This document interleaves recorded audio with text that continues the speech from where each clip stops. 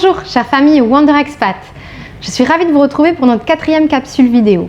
Aujourd'hui, nous allons voir comment apprivoiser notre tristesse par rapport au fait de ne pas pouvoir rentrer en France cet été. Je suis Sarah Do, experte auprès des femmes et des hommes expatriés qui souhaitent révéler leur super pouvoir afin de ne plus jamais faire dépendre leur bonheur de conditions extérieures. Donc aujourd'hui, en fait, j'ai envie de partager avec vous la façon que j'ai eue de me sortir de la spirale infernale de ma tristesse par rapport au fait de ne pas pouvoir rentrer en France cet été. Bon, alors comment ça se passe cette spirale en fait de l'intensité émotionnelle? Eh bien, vous avez un stimulus qui par exemple, donc dans mon cas, qui est le fait qu'il va y avoir 2 périodes de quarantaine obligatoires, donc une en France et puis également une autre à réaliser lors du retour dans le pays d'expatriation, et donc du coup ça rend vraiment très compliqué le fait de rejoindre la France cet été. Mais par exemple, pour d'autres pays, ça peut être carrément une absence totale de vol pour pouvoir rejoindre la France. Donc, en fait, quand on est pris là-dedans, ce stimulus commence, ce que j'observe, c'est que ce stimulus génère en fait des émotions, et ces émotions-là commencent à générer en fait des pensées du style « Oh là là, mais je peux pas attendre Noël pour rentrer en France, mais comment on va faire ?» Enfin, vous voyez, ce genre de pensées qui en fait du coup viennent encore nourrir à nouveau mon émotion en fait de tristesse, et on rentre comme ça dans une spirale infernale où quand on est là-dedans, on a plus trop de cerveau et surtout plus trop de moyens pour s'en sortir. Donc, ce que je vous propose en fait, c'est de vous poser cette question: qu'est-ce que j'aime vivre quand je rentre en France?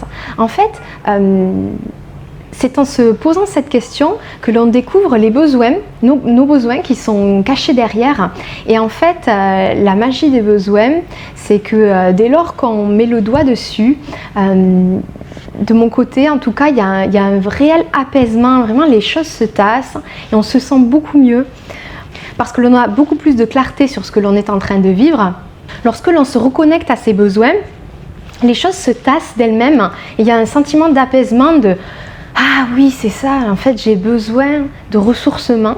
Voilà, vous voyez, ce sentiment un peu où les choses se calment, puisqu'en fait, il faut comprendre que ce n'est pas le stimulus qui est la cause de notre émotion. En fait, les émotions que nous ressentons sont là pour nous envoyer un message, et ce n'est pas parce que nous ne pouvons pas rentrer en France cet été que nous sommes tristes, c'est par exemple parce que j'ai un besoin de ressourcement que je me sens triste de ne pas pouvoir rentrer en France cet été. Voilà, je ne sais pas si vous voyez la nuance, mais cette nuance, elle est importante car elle nous donne beaucoup de pouvoir. Ce que je voudrais vous partager en fait, c'est quels sont les besoins que j'ai décelés quand je me suis posée et que j'ai essayé de ressentir en moi quelles étaient la source de ces émotions qui me traversaient, parce que je pense que ça peut vous aider à vous aussi à vous donner plus de clarté sur ce que nous sommes en train de vivre. Donc par exemple, j'ai identifié le besoin de fluidité dans la vie quotidienne. Lorsque je rentre en France, j'ai un peu ce sentiment que tout est plus facile, puisque bon, les échanges se font dans notre langue maternelle. Donc, il y avait ce besoin-là qui était présent, ce besoin de fluidité. Je vous disais tout à l'heure, j'ai également identifié le besoin de ressourcement, de vraiment gagner en énergie. Il y avait ça aussi derrière ma tristesse. Ensuite, quand je creusais encore un petit peu, je me rendais compte que j'avais besoin de calme, et que du coup, comme au Vietnam, c'est un pays qui est très bruyant, c'est vrai que le fait de pouvoir rentrer en France chaque été permet de nourrir ce besoin de calme. Ensuite, donc j'ai continué un peu ce travail d'exploration, et j'ai ressenti un besoin de prendre soin et d'être présente pour mes proches. Ok, donc ça m'a vraiment permis de m'apaiser. Quand je dis je me sens triste car j'ai besoin de prendre soin et d'être présente pour mes proches, il y a quelque chose qui se calme en moi.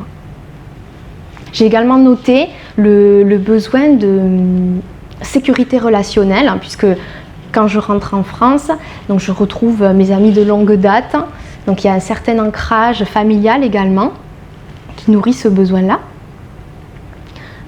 Et aussi me venait à l'idée ce besoin de fraîcheur, puisque là maintenant on s'en va vers les grosses chaleurs, et donc du coup c'est vrai que le fait de rentrer en France l'été permet d'éviter en fait des périodes qui sont un peu compliquées au Vietnam.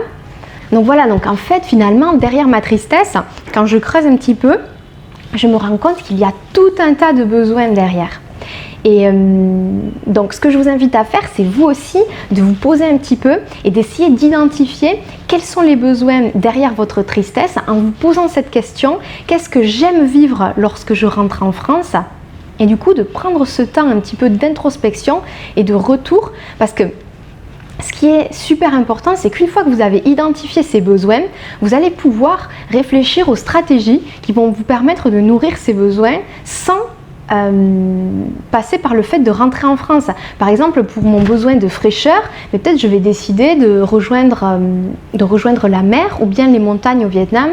Donc cela va me permettre de nourrir ce besoin-là sans pour autant nécessiter le fait de me rendre en France. Donc du coup, je regagne énormément de pouvoir personnel. Voilà, donc je vous invite vous aussi à rejoindre le monde merveilleux de vos besoins en vous posant cette question: qu'est-ce que j'aime vivre lorsque je rentre en France? Et surtout n'oubliez pas de bien vérifier que les réponses en fait à cette question peuvent bien s'intégrer dans une phrase de type j'ai un besoin de quelque chose et non pas j'ai un besoin que. Voilà, pour être sûr que vous avez bien touché un besoin universel, un besoin qui est détaché de tout lieu, de toute personne, de toute stratégie. Voilà, donc j'espère que cette capsule vidéo vous aura apporté de la valeur. Si c'est le cas et si vous pensez qu'elle peut aider des amis expatriés à vous, n'hésitez pas à la partager, à la liker ou à la commenter. Demain, nous allons voir un complément en fait par rapport à ce que je suis en train de vous partager aujourd'hui. C'est que dans ce travail de recherche de stratégie par rapport aux besoins que vous avez identifiés, par moment vous allez tomber sur une impossibilité en fait à nourrir le besoin que vous avez identifié, et là on va devoir faire un travail qu'on n'a pas l'habitude de faire et qui est de deuiller de nos besoins non nourris. Donc du coup je vous retrouve demain sur ce thème, et en attendant je vous souhaite une excellente journée et je vous dis à très bientôt.